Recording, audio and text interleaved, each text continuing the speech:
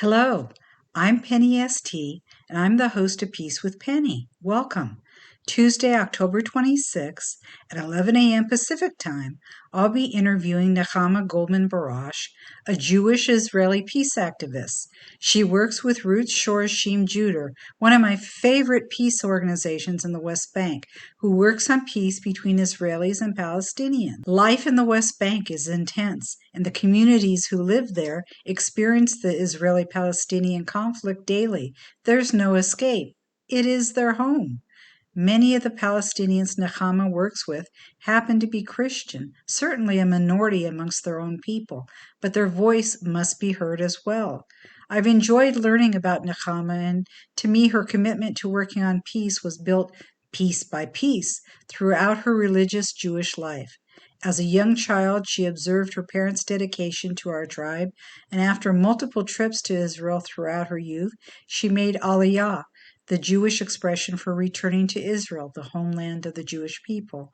As she learned increasingly more about the realities on the ground, like for so many Israeli-Palestinian conflict peacemakers, there are at least two very different narratives that exist simultaneously, and both must be respected and acknowledged. Boy, it's not easy. As I re-listen to our Peace with Penny interviews, they always seem to soothe my soul. If there are so many people working toward peace from both sides, like a marathon, if they keep putting one foot in front of the other, won't they ultimately reach the finish line of people living together in peace? I surely hope so. If you missed any of our video podcast, just go to Penny, the letter S, Tee, like my last name.com, and look under podcasts. There are many important, uplifting points of discussion, but sometimes something I've heard from the others narrative disturbs me down to my kishkas, my insides. But now I must face it. I'm an adult. Open my ears and heart and truly listen. What they can be saying can be an ugly reality that I don't want to concede but must. I have to ask myself, does what they are saying ring true?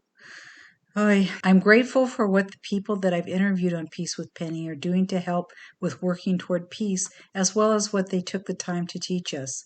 As we've said, it isn't easy to hear, but essential. So, how did I get involved with wanting to work on peace?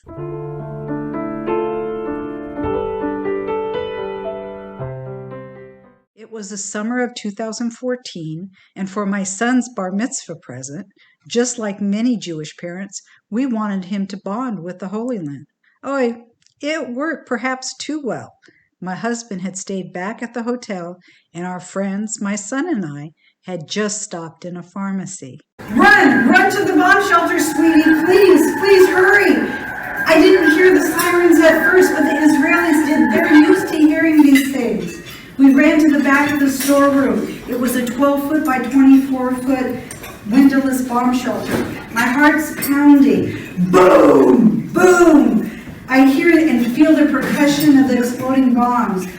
I'm trying not to get sick. I look at my 13-year-old son and I think I'll never forgive myself if something happens to him.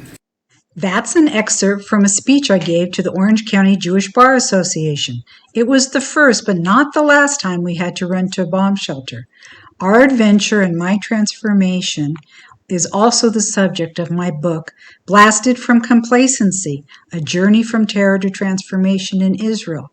There is no chapter in a parenting book on what to do when a war starts and you're on a family vacation. Think touring extraordinary and sacred sites mixed with cowering in bomb shelters. I'm still trying to get over the Jewish guilt of taking my son to war for his bar mitzvah present. The impact of being human targets helped me understand the plight of Israelis living like this, and it also made me want to work on peace. How Israel is often described on the news is not what I'd seen with my own eyes. And I felt Palestinian parents also preferred their children playing safely in their backyards. The missiles exploded just near enough to blow apart my world as I knew it, forever changing me.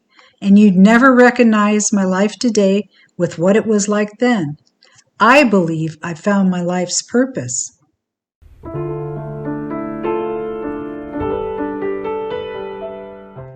I hope you can join Peace with Penny on Tuesday, October 26th at 11 a.m. Pacific Time and learn together with Nechama Goldman Barash. You can get the Zoom link on my Facebook page or at the end of this clip. Please register. If you have a scheduling conflict, you can always see the recordings on my website at penny.tee.com under podcasts.